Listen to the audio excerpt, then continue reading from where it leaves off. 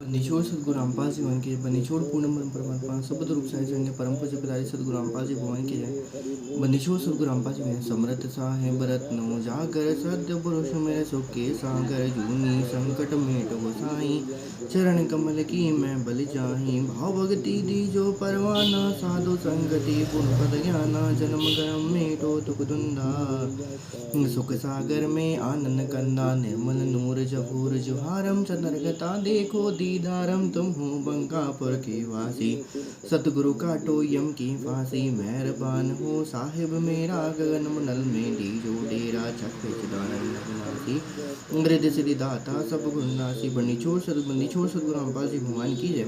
हम लोग page number 420 park के अंक सलाद देख रहे थे। वो वीडियो थोड़ा सा कम हो गया था, मेमोरी नहीं बची थी, तो दूसरा वीडियो फिर से स्टार्ट किए। तो पेज नंबर 420 परमात्मा ने हमें शर अक्षर और इस तरीके की परमात्मा ने इसकी आयु बताई कि शर पुरुष की आयु कितनी है, अक्षर पुरुष की आयु कितनी है। अब आगे देखिए परमात्मा क्या लिखते हैं। इसके पश्चात इसकी मृत्यु होती है, किसके पश्चात 100 वर्ष की अक्षर पुरुष की जो आयु है उसकी इसकी मृत्यु हो जाती है। तो इन लोगों ने कहना चाहिए इन जीवों ने, क्योंकि परमात्मा ने बताया कि ब्रह्म नहीं है, वो जीव है। तो इसने क्या किया, जानबूझ के अपनी आयु पूरी ना कर पाए और भक्ति ना कर पाए, इस कारण से उन्होंने क्या किया, वहाँ पर पूरा के पूरा ये बीमारियाँ आदि उसने ठोक दी। आगे परमात्मा गीता अध्याय नंबर 15 श्लोक नंबर 17 में जो वास्तव में अविनाशी परमात्मा कहा है, यह परमात्मा 100 प्राणियों के नष्ट होने पर भी नाश में नहीं आता। तो भाई ये तो सही बात है, क्योंकि इसने परमात्मा कहते हैं ब्रह्मांड 21 उलट करें अर्थात मतलब उसने जन्म मृत्यु से ही लोगों की बुद्धि चालू कर दी, जबकि इसके परे जो हम थे, हम परमात्मा स्वरूप थे, हम हंसा स्वरूप थे। हमारी भी बुद्धि का वहाँ पर नाश नहीं होता था। हमारी एक गलती पर बीत गई वहाँ पर, जो हो गई कि हमने हाथ खड़ा कर दिया, हम इसके पीछे लग के दुर्गा और काल के पीछे लग के यहाँ पर जय बनी छोड़ के लोड गीता अध्याय नंबर 8 श्लोक नंबर 20 से 22 में स्पष्ट है कि यह परम अक्षर ब्रह्म सब प्राणियों के नष्ट होने पर भी कभी नष्ट नहीं होता। उदाहरण जैसे सफेद मिट्टी के बने कपलेट होते हैं, उनका ज्ञान है कि हाथ से छूटे और पक्के फर्श पर गिरे, उनका ज्ञान है। और इस तरह नाशवंत क्षर है, यह स्थिति तो क्षर पुरुष की जान है। दूसरा कपलेट स्टील इस्पात के बने हों, बहुत समय तक उपरांत जंग लगकर नष्ट होते हैं, शीघ्र टूटते व नष्ट नहीं होते। मिट्टी के बने कपलेट की तुलना में स्टील के प्लेट चिरस्थायी है, अविनाशी प्रतीत होता है, परंतु वे नाशवान है। इसी प्रकार स्थिति अक्षर पुरुष की जानो। पेज नंबर 421 मुक्ति बोध। तीसरे कपलेट से सोने की बनी हो, वे कभी नष्ट नहीं होते, उनको जंग नहीं लगता। यह स्थिति परम अक्षर ब्रह्म की जानो। वास्तव में अविनाशी वही है, इसलिए प्रकरणवश अक्षर अर्थात नाशवान भी होता है। वास्तव में अक्षर का अर्थ अविनाशी परमात्मा ही होता है। अब देखिए आगे उदाहरण के लिए परमात्मा क्या लिखते हैं। गीता अध्याय नंबर 8 श्लोक नंबर 11 के मूल पाठ के यहाँ पर परमात्मा लिखते हैं। जय बनी छोड़ की सदगुरु संत जीते हैं। यद अक्षरम वेद विद विदंती विशंति यत यतः वीतरागः यत इच्छन्ति ब्रह्मचर्यम चरन्ति तत ते पदम संग्रहण प्रवक्ष्यते। इस श्लोक में अक्षर का अर्थ अविनाशी परमात्मा के लिए है। अब यहाँ पर परमात्मा कहते हैं 11वां जो श्लोक है, 8 के 11वां के श्लोक है, यहाँ पर अक्षर का अर्थ अविनाशी परमात्मा के लिए, जैसे वेद विद तत्वदर्शी संत, जहाँ पर भी वेद विदा आता है, वेद अर्थात होता है ज्ञान, विदा अर्थात होता है देखने वाला, उसको जानने वाला, अर्थात वेद के तात्पर्य को जानने वाला जो होता है वह सिर्फ तत्वदर्शी क्या होता है, संत होता है। तात्पर्य अर्थात उसके भावार्थ को कि उसमें लिखा क्या, एक्चुअल में वो किस चीज़ के लिए बोली गई है और उसमें क्या लिखा है, वो कौन होता है, वो सिर्फ तत्वदर्शी ही होता है। महात्मा यत जिसे अक्षरम अविदंती अविनाशी वंदती कहते हैं, यत साधनारत पीत रागा आसक्ति रहित साधक। अब देखो परमात्मा कितने बात है, कितनी प्यारी बात लिखी, आसक्ति रहित साधक, आसक्ति रहित साधक, यत जिस लोक में विशंति प्रवेश करते हैं अर्थात हमेशा हमेशा के लिए जानते हैं, और यत जिस परमात्मा को इच्छन्त चाहने वाले अर्थात आसक्ति रहित, कौन सी आसक्ति रहित, इस संसार के और इस साधना से आसक्ति रहित होने के बाद फिर क्या कहते हैं, चाहने वाले साधक ब्रह्मचर्य अर्थात शिष्य परंपरा का। ओए होए ब्रह्मचर्य, देखिए परमात्मा ने ब्रह्मचर्य का कितना चर्य, ब्रह्मचर्य, ब्रह्म जो है वो परमात्मा है, चर्य अर्थात उसके अनुसार चलने वाला, तो ब्रह्मचर्य अर्थात ब्रह्म के अनुसार चलने वाला, ना कि यहाँ पर जो ब्रह्मचर्य की जो लोक वेद में भाषा बोल दी गई ना, इसलिए परमात्मा कहते डेरे डांडे खुश रहो खुश रहे लहे ना मोक्ष। तो ये परमात्मा ने यहाँ पर बताया कि ब्रह्मचर्य का सही अर्थ क्या होता है। और परमात्मा कहते हैं आसक्ति रहित, आसक्ति मतलब एक मोक्ष की बार आशा रखना, उसके अलावा और कोई भी आशा नहीं रखना। और फिर परमात्मा कहते हैं परमात्मा को इच्छन्ति, परमात्मा को चाहने वाले अर्थात परम पुरुष से प्रीति रखने वाले, पुरुष से प्रीति रखने वाले भाई साहब, तो वो कहते हैं चरंती आचरण करते हैं तथा उस परम पदम पद को मैं तेरे लिए संग्रहेशा संक्षेप में प्रवक्ष्य कहूँगा। इस श्लोक में अक्षर का अर्थ अविनाशी परमात्मा यहाँ पर ठीक है। इसका सीधे सीधे अर्थ परमात्मा ने यहाँ पर ये बताया कि सीधे सीधे निकलता है। इस श्लोक का अर्थ यही होता है कि वेद के तात्पर्य को जानने वाले अर्थात तत्वदर्शन से ज्ञान प्राप्त करने वाले जो महात्मा होते हैं वो उस अविनाशी परमात्मा की महिमा जब जान जाते हैं तब अपने सभी कर्मों को त्याग कर वह आसक्ति रहित होकर इस लोक में कोई भी चीज़ों की इच्छा को ना रखते उस परम पद की खोज करती है, उस परमात्मा से प्रीति करते हैं। इसलिए परमात्मा के गुरु से लगन कठिन है भाई। इसलिए परमात्मा ने क्या बताया, ये यो सौदा फिर नाही रे संतो, यो सौदा फिर नाही, यो सौदा फिर नाही रे संतो यो। यहाँ पर कोई ये सौदा कोई मतलब का नहीं, ये सौदा दोबारा नहीं होगा, भक्ति का सौदा दोबारा नहीं होगा। परमात्मा आगे कहते आचरण कहूँगा तत् उस परम पद को तेरे लिए मैं संग्रह संक्षेप में प्रवक्ष्य कहूँगा। इस श्लोक में अक्षर का अर्थ अविनाशी परमात्मा यहाँ पर क्या कहते हैं, ठीक है। अब देखिए परमात्मा क्या लिखते हैं, कबीर जी ने सूक्ष्म वेद में कहा है, गुरु बिन काहू न पाया ज्ञाना, जो थोता बुचड़े मूड किसाना, गुरु बिन वेद पढ़े जो प्राणी, समझन सार रे अज्ञानी। ओए ओए बनीशो सतगुरु रामपाल जी भगवान की जय। अब देखिए परमात्मा क्या लिखते हैं।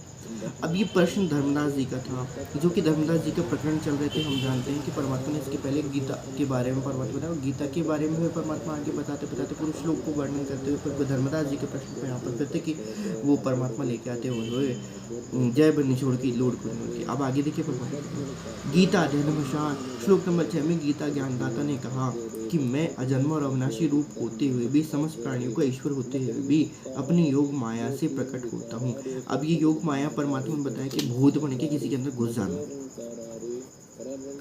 योग माया से प्रकट होते हैं। जैसे अर्जुन के अंदर कृष्ण के अंदर उसने प्रवेश करके बताया था, तो वो वही टाइप का योग माया से प्रकट होता।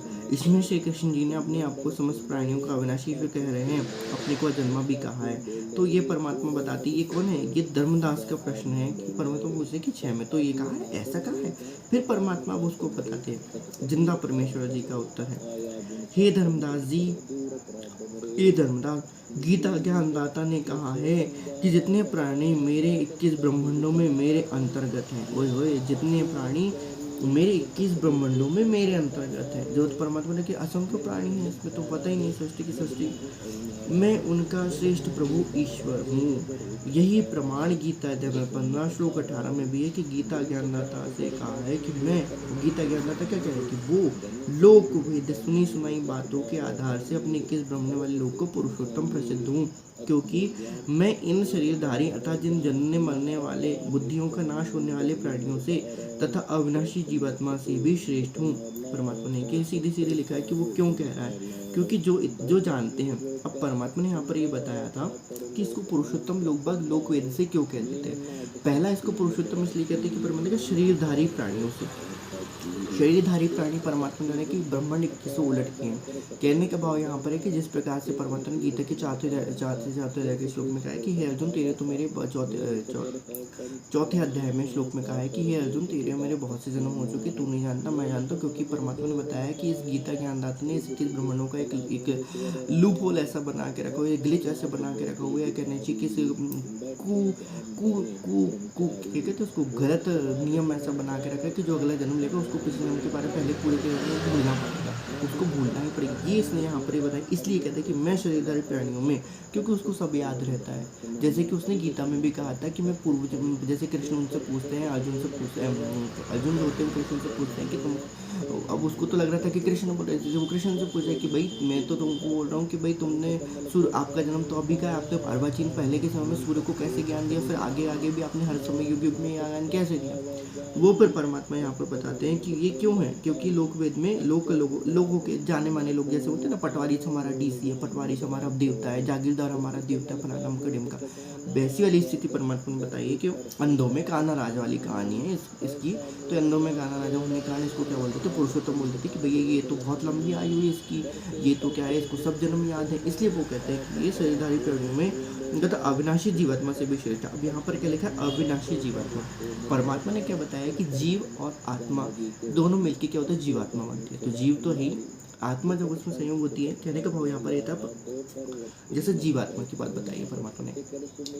परमात्मा तो है कि आत्म स्वरूप क्या होता है। आत्म स्वरूप ये होता है, परमात्मा ने ये बताया है हमको कि आत्मा मतलब जो नर नारायण देह पाए के फिर 84 में जाए। कहने का भाव है कि नर नारायण देह, ये जो शरीर मिला हुआ, मानव शरीर मिला हुआ है, ये जो होते हैं नर नारायण शरीर, ये आत्मा का निज स्वरूप ही है।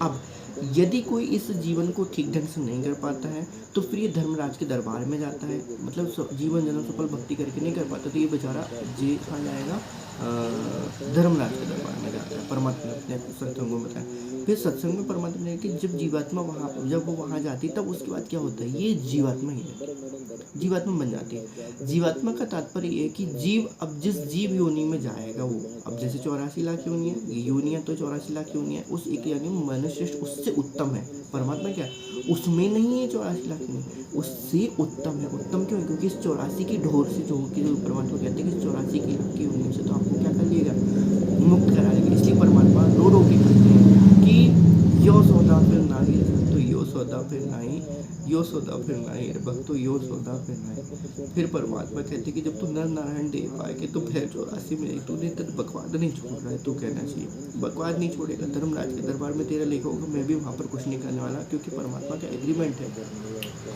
और ये एग्रीमेंट भी सही बात है। परमात्मा कहते भाई मैं गधे कुत्ते घोड़े को वहाँ लेके क्या करूँगा, जाऊँगा, क्योंकि वो अपनी वृत्तियाँ वहाँ पर नहीं छोड़ेंगे। क्योंकि परमात्मा ने बताया कि काल ने इस तरीके से ये वृत्तियों को डाल के रखा हो। जैसे आप देखो ना, सूअर यदि मान लीजिए आप बन गए तो बिष्ठा खाते फिरोगे, आप कहना चाहिए। गाय हो जाओगे तो पन्नी खा के फिरोगे, भूसा खाओगे। अब सतलोक में आप गाय को लेके जाएंगे तो गाय वहाँ बोलेगी भूसा दे दो, तो वहाँ पर कोई भूसा मिलेगा उसको?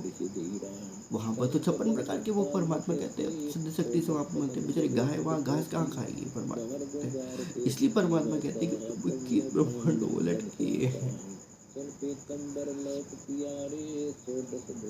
जय बंदी छोड़ के लौट को रही हो कि आगे बताने में मुझे बहुत दुख भी होता है। खैर क्या बोलते, लेकिन परमात्मा ने ऐसा ये किया ही, ऐसा जुल्म ही हमारे साथ, इस खान ने हमारे साथ ऐसा किया कि हम परवश भी होते हैं कभी, लेकिन इतना है कि अब परवश नहीं है। अभी तक थे, अब जब हमें हमारे पिताजी का ज्ञान हो चुका है कि हमारे एक्चुअल पिताजी कौन थे, तो फिर अब इसके बाद यहाँ पर ये चीज़ नहीं आती है। तो वही परमात्मा लिखते हैं कि अविनाशी जीवात्मा से क्यों श्रेष्ठ है, क्योंकि जीवात्मा जो होती है, परमात्मा ने बताया है कि जीवात्मा गधे कुत्ते घोड़े की भी अमर होती है। और इसी प्रकार से यहाँ पर भी उसने बताया कि जीवात्मा तो अमर है।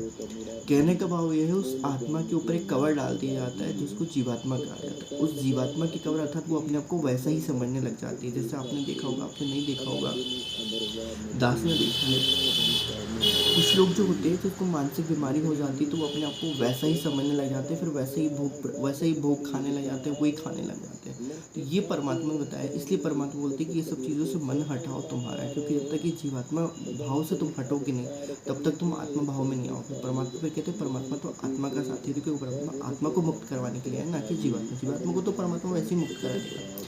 ये घर में ये सभी के घर में बैठ के जो ये चल रही है ना अखंड पाठ की वाणी, इस अखंड पाठ की वाणियों का उपलब्धि इतनी इम्पॉर्टेंट है, इतनी लाके है कि जहाँ पर ये वाणी बनी, भले ही छोटी छोटी बड़े सूक्ष्म तरंगों से जा रही है, लेकिन परमात्मा कहते हैं यहाँ से ये कम से कम 1 किलोमीटर के दायरे में जो भी इसके संपर्क में जो भी आएगा कंटिन्यू, जहाँ बजे जो भी 1 किलोमीटर के दायरे में संपर्क आएगा, उसके बाहर तो काल प्रवेश हो सकता है, लेकिन इसके अंदर काल प्रवेश नहीं कर सकता।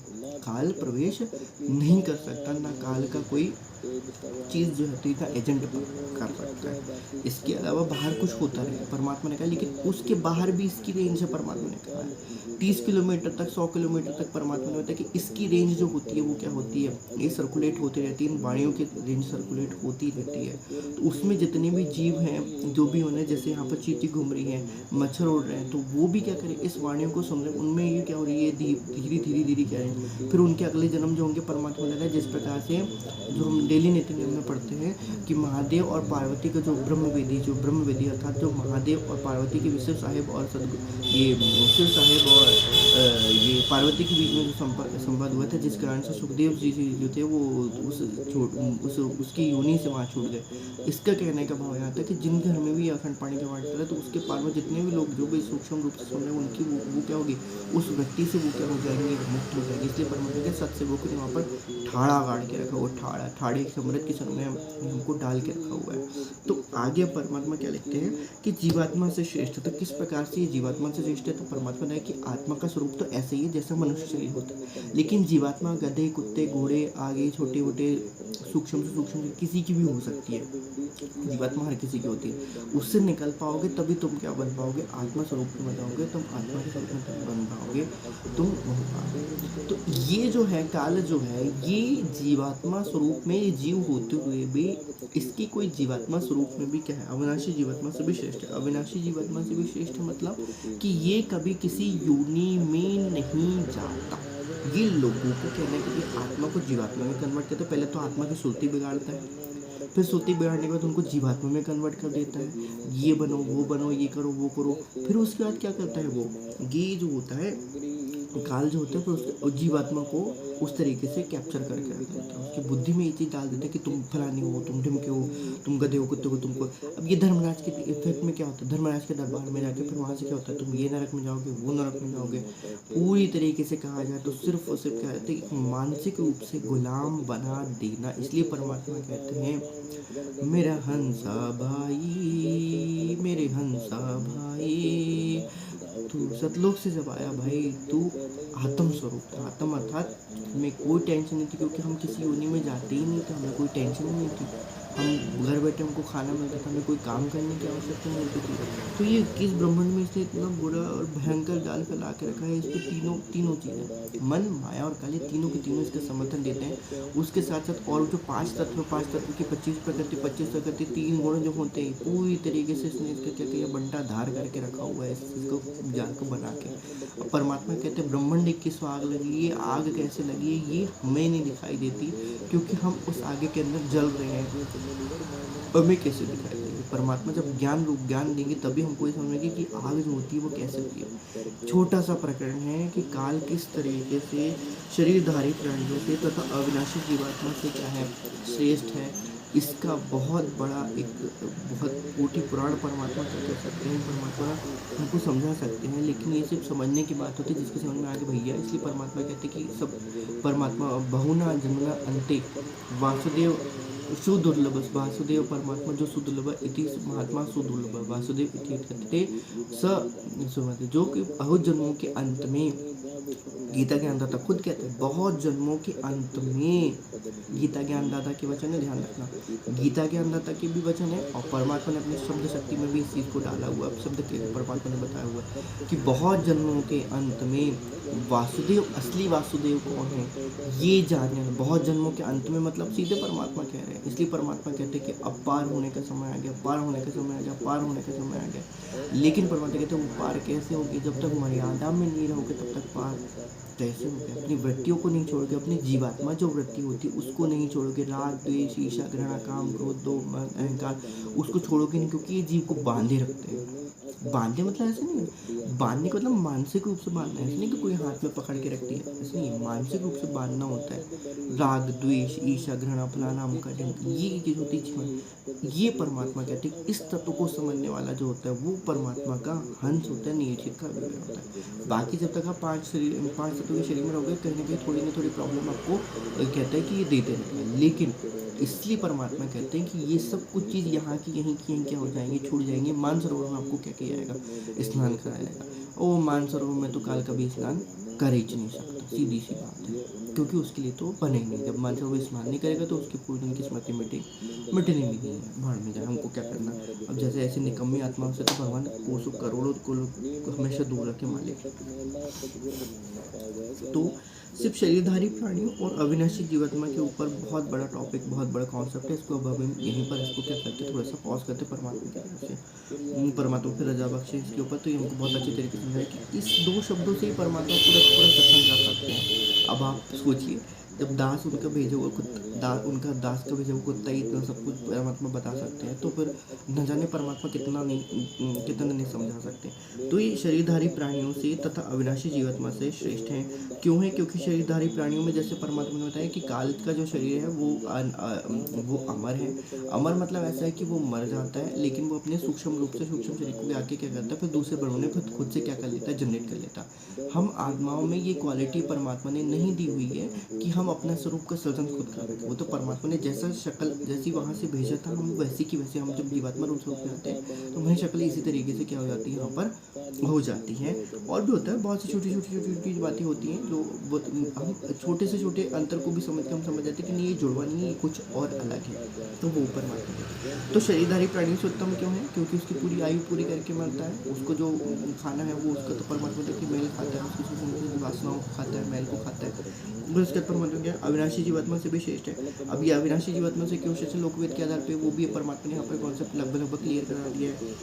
अब देखिए आगे क्या लिखते हैं।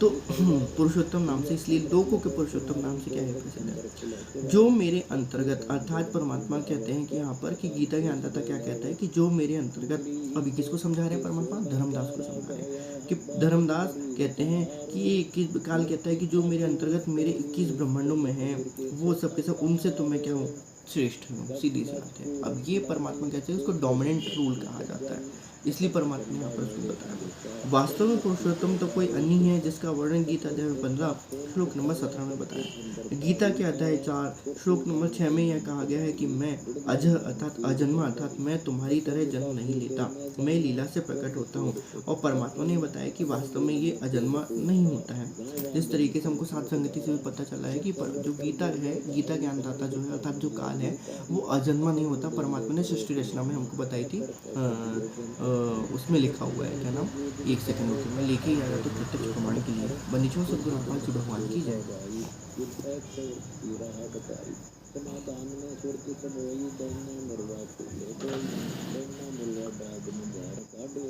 बनीचों सदगुरु रामपाल जी भगवान की जय। तो परमात्मा ने ज्ञान गंगा पुस्तक में भी परमात्मा ने इस बात का प्रमाण दिया हुआ है कि किस प्रकार से ये जो होता है, ये अपना काल जो होता है वो अपना सूक्ष्म शरीर बना के क्या करता है, ये अपना सूक्ष्म शरीर बना के एक ब्रह्मांड से निकल, जब ब्रह्मांड खत्म हो जाता है तो काल और दुर्गा अपने सूक्ष्म शरीर में चले जाते हैं, वहाँ से खत्म हो, और सूक्ष्म शरीर के द्वारा फिर वो दूसरे ब्रह्मांड की सुरती में लगा, दूसरे ब्रह्मांड की सुरती में लगा के दूसरे ब्रह्मांड में पहुँच जाते हैं।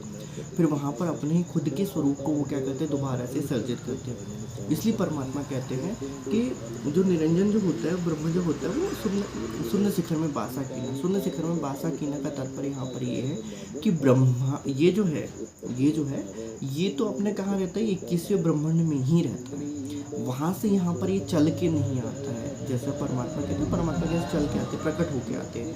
उसी प्रकार से ये जो होता है ये चल के, परमात्मा तो सशरीर आते हैं, लेकिन ये जो काल होता है ये सूरत से आता है, कहना चाहिए क्या पता नहीं, वो उसको सूरत भी कहना ठीक नहीं होगा क्योंकि ये परिस्थिति यहाँ पर कुछ अलग है। तो सूक्ष्म रूप बना के वहाँ पर आता है, टेम्परेरी वहाँ पर कुछ समय के लिए वो रहता है, फिर वहाँ से क्या करता है, वापस फिर क्या हो जाता है, वापस अपने किसी ब्रह्मांड में चला आता है, क्योंकि 21वें ब्रह्मांड इसके लिए निश्चित स्थान है, इससे आगे ये आगे नहीं आ सकता। बाकी इसकी सत्ता सब जगह 21 ब्रह्मांडों में इसकी सत्ता है, तो बहुत छोटा और सूक्ष्म जाल भी है, बहुत छोटी चीज़ है।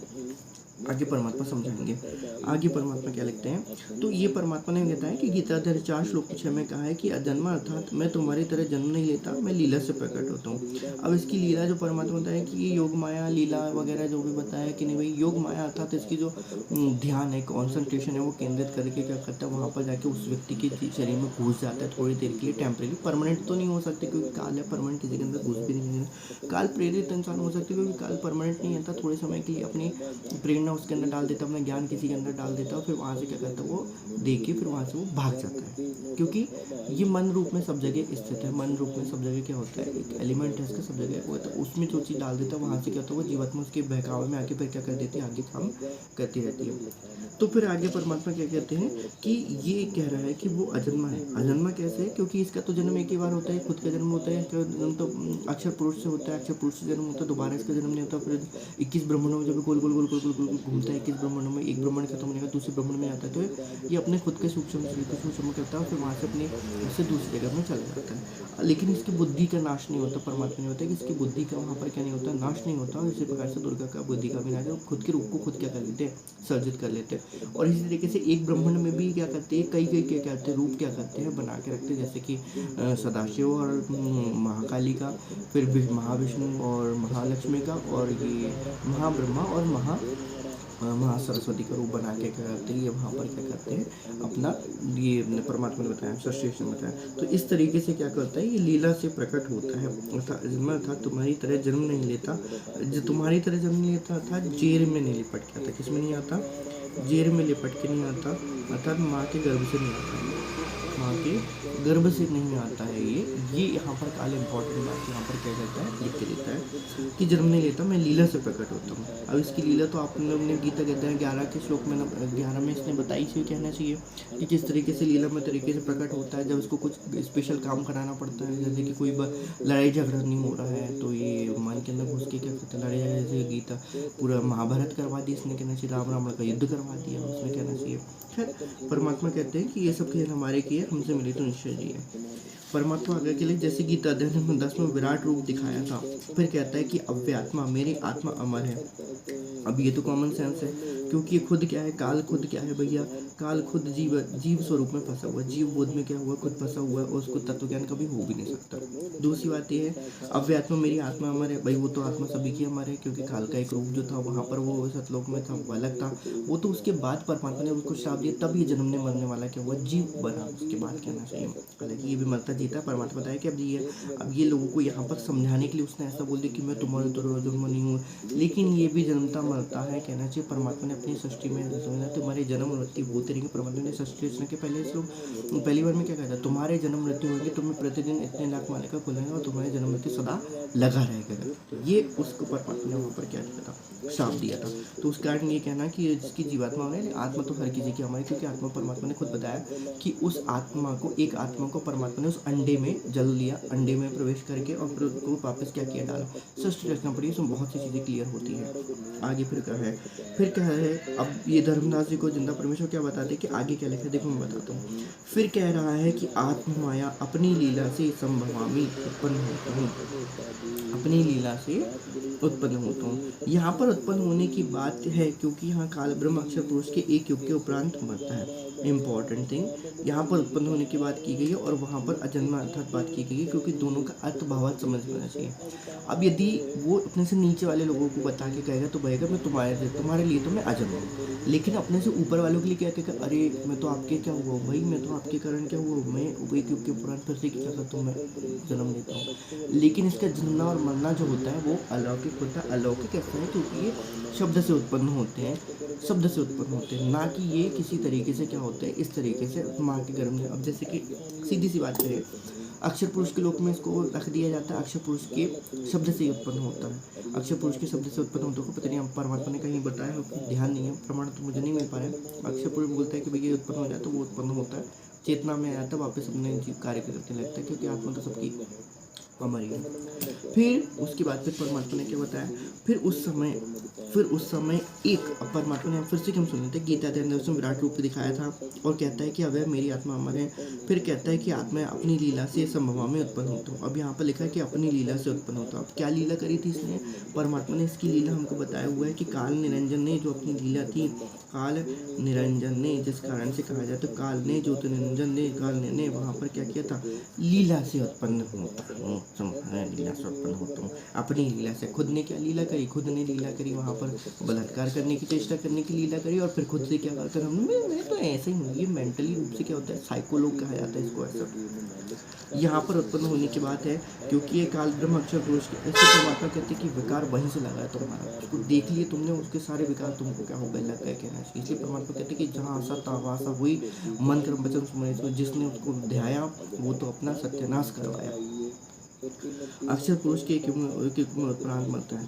फिर उस समय एक, परमात्मा क्या कहते हैं, फिर उस समय एक ब्रह्मांड का विनाश हो जाता है। अब परमात्मा ने यहाँ पर लीला, दोनों तरीके की लीला बता दी, तीनों तरीके की लीला बता दी, किस प्रकार से अक्षर पुरुष से उत्पन्न होता है। फिर जब ये उत्पन्न होता है तो दोबारा अपने 21 ब्रह्मांडों के अंदर को जो 21 ब्रह्मांड को शून्य क्षेत्र के अंतर्गत जो उत्पन्न होता है वो कैसे उत्पन्न होता है, फिर उसकी 21 ब्रह्मांड में सदा रहता है, कहना चाहिए। वहाँ से किस तरीके से यहाँ पर क्या होता है, उत्पन्न होता है। अब ये उत्पन्न होने की जो तरीका है ये परमात्मा ने बहुत अच्छी तरीके से पिछले 650 वर्ष पहले परमात्मा बताई थी, अभी परमात्मा बताएंगे। ये सूक्ष्म मार्ग होता है, कहना चाहिए, इसलिए परमात्मा ने सूक्ष्म जन्म का अंग बताया हुआ।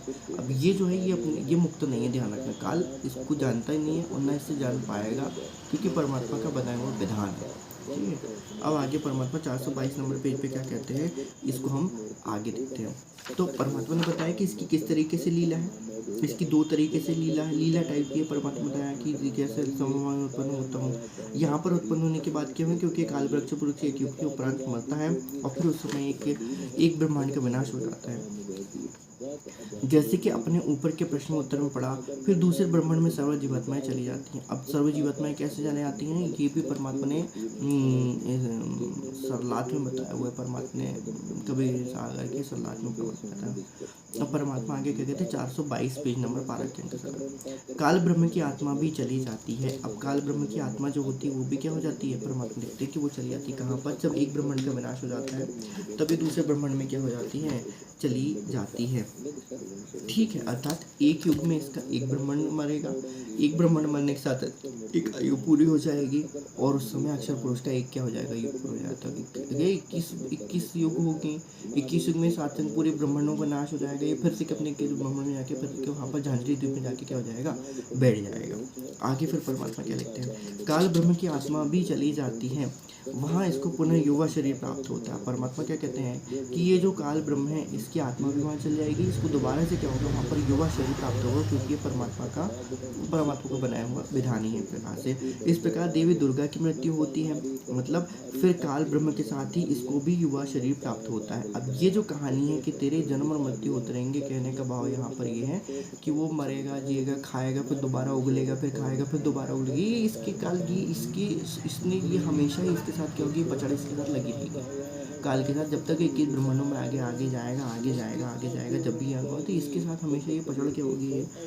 1987 जीव के साथ लग गया, पता नहीं हमने खाए को अपने पैर पे कुल्हाड़ा मार लिया, दोबारा अब नहीं लगेंगे भगवान जीव के साथ। तो इसको भी क्या होगा, युवा शरीर प्राप्त हो जाएगा। अब इसकी लीलामय तरीकों को परमात्मा ने धर्मदास को पिछले बार जब 650 वर्ष पहले जब परमात्मा आए थे, जो गीता उन्होंने बताया था, कबीर सागर का सरलाथ बताया हुआ था, उस सरलाथ में परमात्मा ने पूरी तरीके से ठीक ढंग से बताया कि किस तरीके से क्या हो जाती है, उसके अंदर समाहित हो जाती है। फिर दोबारा जब काल जाएगा तो उसके साथ ये भी जली जाती है, तो वहाँ जाके फिर देखिए अपने शब्द से उसको फिर से उत्पन्न करता है दुर्गा को, फिर उसके साथ ये वही गंदा कर्म करता है, फिर उसके 3 बच्चे और फिर आगे की पर फिर वही कहानी सड़ेली, वही कहानी दुष्ट कहानी फिर से क्या हो जाएगी, इसके साथ की ये शुरू होती चली जाएगी, आगे बढ़ती चली जाएगी।